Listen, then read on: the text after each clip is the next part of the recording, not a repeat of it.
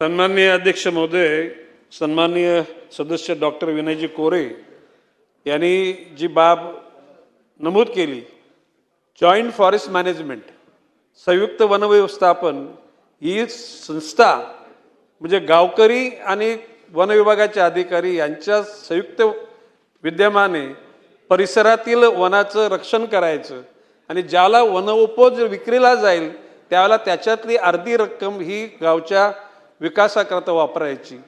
आज 12,000 गावांमध्ये ही joint forest management ही योजना कार्यान्वित आहे। बऱ्याचशा ठिकाणी त्याचा गावकऱ्यांना उपयोग होत असतो।